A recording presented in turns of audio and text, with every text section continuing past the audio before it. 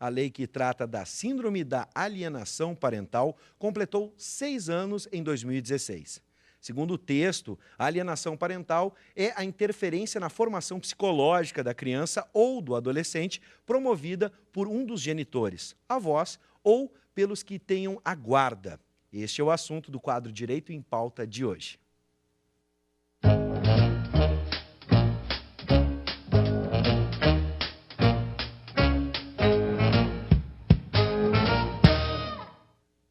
Pesquisas realizadas no Registro Civil em 2014 mostram que, em 10 anos, a taxa de divórcios cresceu 160% no Brasil. Por isso, há a possibilidade de aumento da síndrome da alienação parental no país. Boa noite, professor Paulo Regis, sempre do meu lado aqui. Boa noite, Bives. Boa noite, senhores telespectadores. É sempre uma honra nós estarmos aqui juntos, tratando de um tema do direito. Nessa noite nós contamos com a professora Marina Kaiser Boscardin, que é psicóloga, especialista em psicologia forense em Barcelona, na Espanha, mestranda em psicologia do testemunho pela PUC-RS. Contamos também, como sempre, com o professor Jorge Trindade, que também é professor de psicologia jurídica, tema que casa perfeitamente com a temática que nós vamos abordar hoje. Vamos lá, professor, e vamos começar, professora, pelo começo. Vamos entender o que é a alienação parental. Tentei explicar ali em uma frase, mas podemos aprofundar para as pessoas entenderem o que é essa tal alienação parental, ou até mesmo a SAP, seria a sigla em português? Assim, na verdade... síndrome, né? Isso, nós temos que diferenciar os termos, né? Então, a alienação parental seriam os comportamentos que o genitor, né, atua, assim, na verdade, em relação aos filhos, com o intuito de afastar o filho do pai. Geralmente, porque eu digo pai? Porque na maioria dos casos que a gente recebe, são as mães que são as genitoras alienadoras. Isso não é regra. Então, existem pais também, né, que fazem alienação. A síndrome da alienação parental seria a consequência desses comportamentos de alienação. Sim. Então, seriam os comportamentos que passam a ser apresentados pela criança. Sim. Né? Seriam as consequências, na verdade, da alienação parental. Muito bem. Explicamos, partimos do princípio, não é, professor? Sem dúvida. Vamos lá. Professora Marina, e a prova? A prova, como ela é feita? Alienação parental, quais serão as consequências legais para o alienador? Como é que é feita a prova e, consolidada a prova, quais as consequências para o alienador?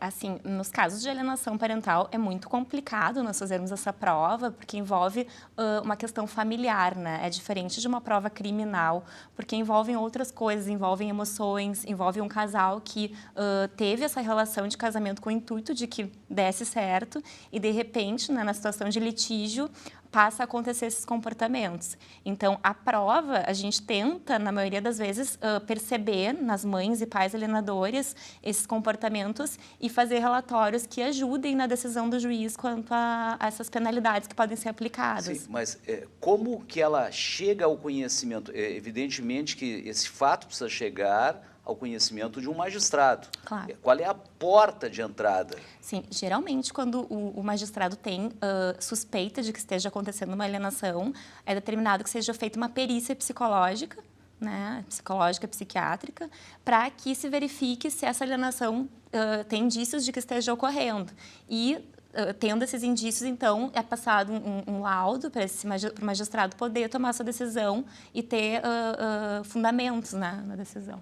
E, nesses casos, pode, inclusive, inverter a guarda da criança ou fazer com que ela fique longe do alcance das mãos e do comportamento do alienador. Professor Jorge, o que significa inverter a guarda? Então, se a criança vive com o pai sim, e o pai é alienador em relação à mãe, quer dizer, se ele fala mal, se ele pronuncia mal, se ele desqualifica essa mãe, ou ao contrário, né? Se a mãe desqualifica o nome do pai, então o que pode acontecer? O juiz, com a prova, que geralmente é uma avaliação psicológica, ele, de posse dessa prova, o magistrado inverte o local onde a criança vive, fazendo com que ela vá conviver com um outro cônjuge. Pode ser não com avós alienador, também? Poderia mas ser?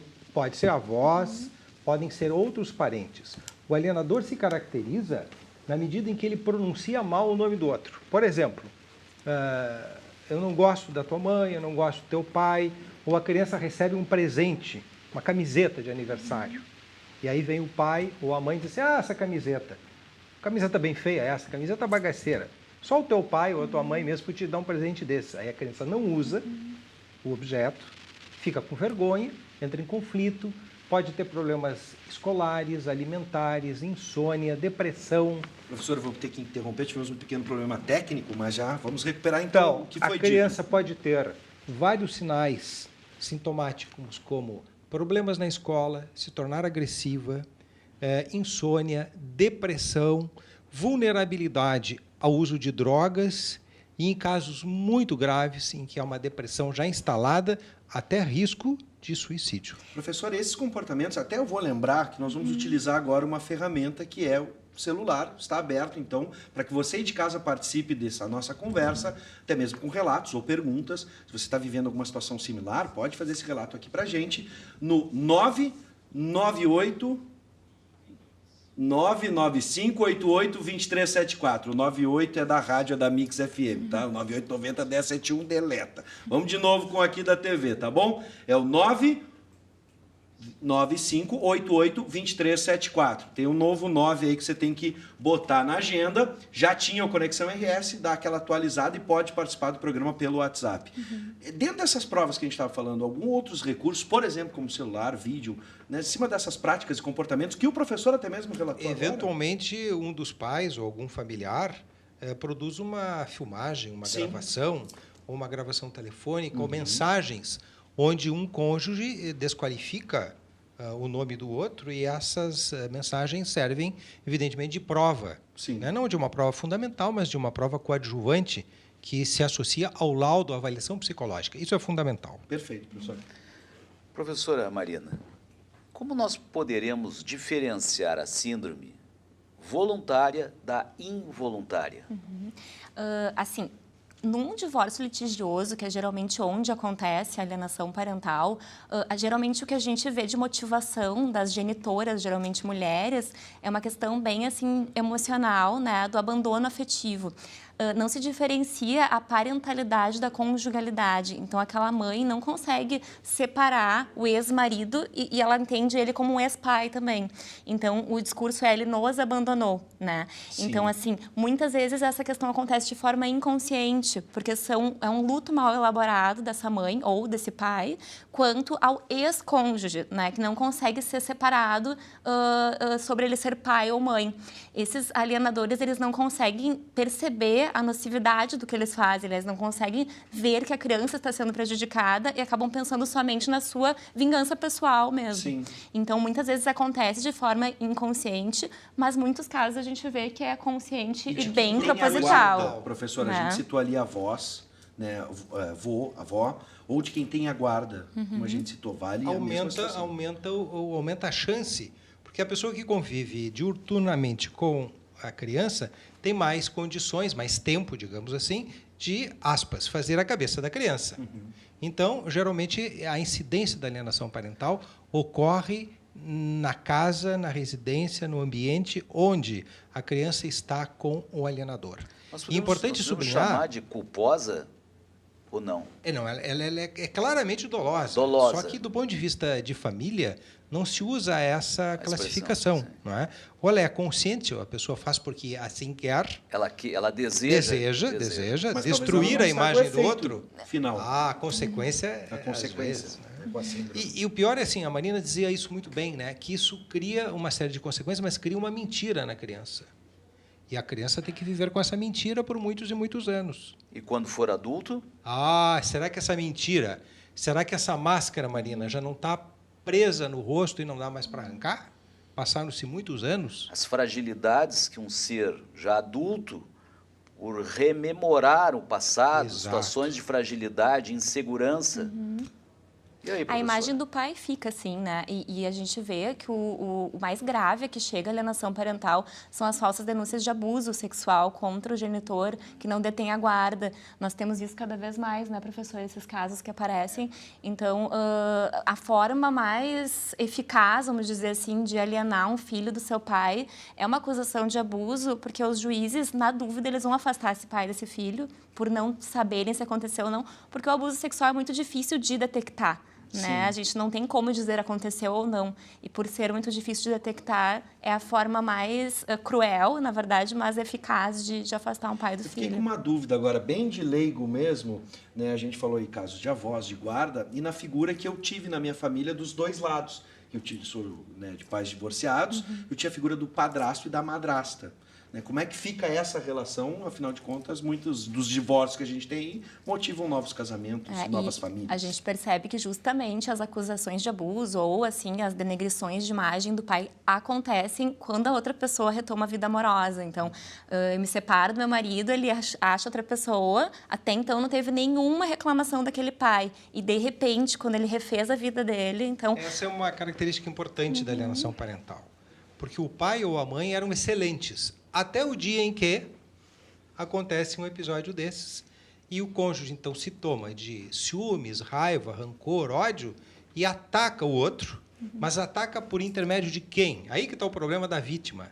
A vítima é uma criança. Ataca através de uma criança. Então, a primeira vítima da alienação parental, nós temos que deixar bem claro, é uma criança. E uma criança que dificilmente consegue se defender. Ela só vai perceber, aspas, a maldade quando ela for adulta, quando ela tiver consciência. Ela vai enxergar que o pai não era aquilo, não era aquele rótulo que a mãe... Ou ao contrário, ou que a mãe não era aquele rótulo que o pai, podendo se estender, inclusive, para os outros familiares, avós, parentes, tios, e às vezes até para um profissional. Um pediatra, uma psicóloga, uma professora que lida e tem influência sobre a criança. E, usando da sua influência, denigre a imagem de um dos genitores. Agora, dentro do processo que deve ser tomado a partir da constatação, por exemplo, de algum pai ou de algum familiar, né, lembrando que você pode participar, e essa com certeza seria alguma pergunta de alguém que está assistindo e passa por isso ou algo semelhante. Né? Lembrando, você pode participar no 99588-2374, esse é o nosso WhatsApp, e aí as pessoas ficam se perguntando aonde pode haver essa denúncia, né? E como pode ser, quem pode realizar uma denúncia dessa?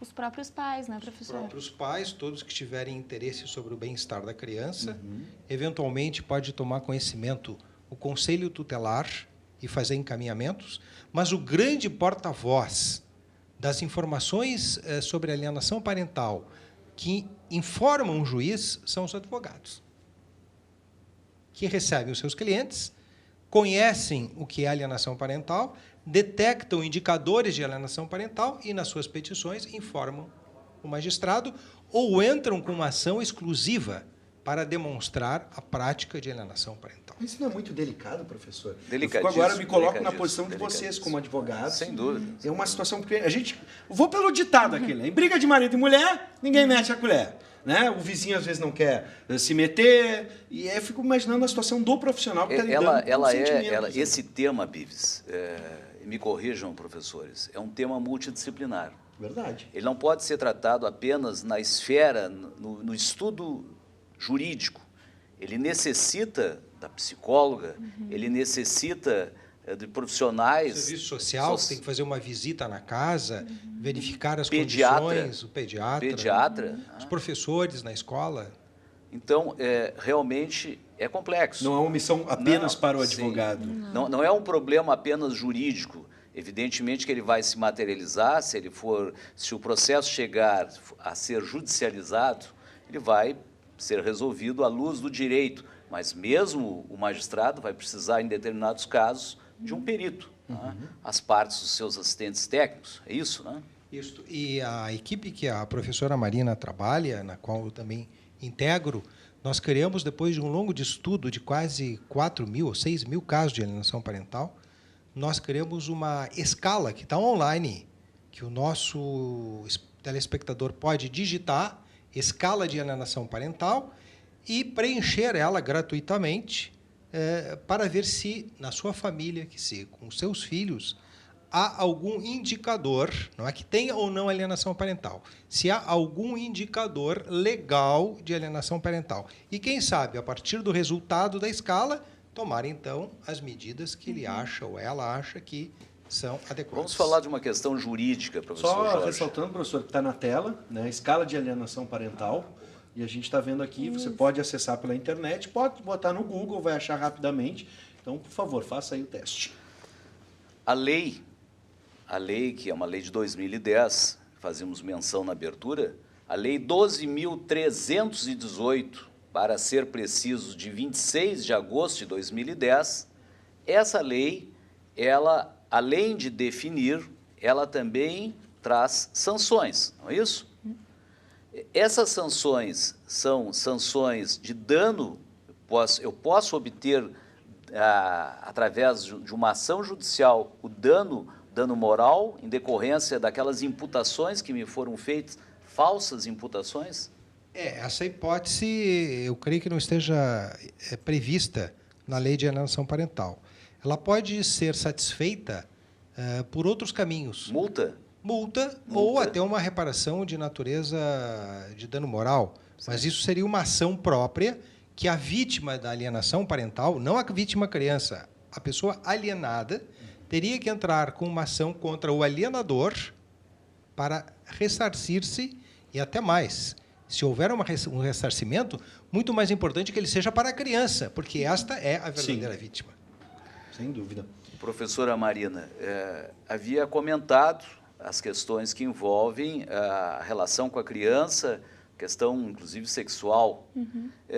Poderia detalhar algum caso que seja mais gritante para que o nosso telespectador possa ter uma ilustração desse caso? Sim. Os casos de denúncia de abuso sexual infantil, eles começam de uma forma muito sutil, na verdade, né? Então, são fragmentos de acontecimentos que são tomados como sinais do abuso sexual. Por exemplo, então, na escola, a criança desenhou com uma cor um pouquinho mais escura do que o habitual. A professora já olha, a mãe já veio, né, dizendo que o pai não era bom o suficiente, porque a mãe alienadora também vai passar essa ideia para a escola. Então, assim, essa professora já está com esse alarde, né, com essa questão muito viva. Ela pode ver isso como um sinal, avisar a mãe dizer, viu, realmente tem um abuso. Durante o banho, ela mexe nas partes íntimas de um jeito estranho. Então, a mãe vai começando a pegar detalhes, né? Tem casos mais graves que a gente vê que as próprias mães infligem danos físicos às crianças para poder provar o abuso, né? A gente tem diversos casos, na verdade. Agora, lembrar de um, professor, de um só. Eu tenho uma pergunta aqui bem interessante da Raquel de Viamão, que mandou para o 995-88-2374. Ela pergunta o seguinte: o pai, quando não visita o filho regularmente como deveria, seria caso de alienação parental? Não. Isso é abandono afetivo. O pai que não cumpre o papel da sua paternagem, ou a mãe que não cumpre o papel pleno da sua maternagem, isto não é uma alienação parental direta. Isto é, na verdade, um problema afetivo. Não é? É abandono afetivo. Abandono afetivo. Aliás, foi muito interessante, porque fizemos agora uma distinção, né, que poderia resultar numa E confusão. deu gancho para uma outra abordagem que a gente pode fazer numa outra oportunidade, numa outra quinta-feira, no Espaço Direito em Pauta. Professor, vamos nos despedir, podemos. Deixando os minutos finais, né, para a professora, nossa convidada, a professora Maria. Quais as conclusões, qual a recomendação? Assim, a gente tem visto, como eu disse, o mais preocupante, na verdade, são as crianças que que estão no meio dessa situação, e as crianças, a gente vê que elas se obrigam a tomar o partido de um dos lados, né? E, geralmente, por que a criança acredita naquele alienador? Porque é a pessoa que está mais próxima dela. A criança, ela tende a acreditar que o adulto sempre diz a verdade. Então, se minha mãe ou meu pai estão me dizendo que meu pai ou minha mãe são ruins, então é porque deve ser. O problema disso é que quando essas crianças se dão conta, já passou tanto tempo que elas perderam o convívio com esse pai ou com essa mãe, que não é retomado nunca. E uma mentira repetida é uma verdade. Vira uma verdade. Se torna uma verdade. Até que um dia talvez a máscara É a lógica das proposições. possa cair. É verdade. Talvez, né? Bom, falamos muitas verdades aqui, vamos terminar o quadro, deixando, né, Sim. essa ideia para a gente conversar ainda sobre essa relação entre pais e filhos dentro do direito, uma outra oportunidade. Perfeito. Obrigado, professor Jorge, obrigado, professor Paulo, muito obrigado, professora Marina, seja sempre bem-vinda. Muito obrigado.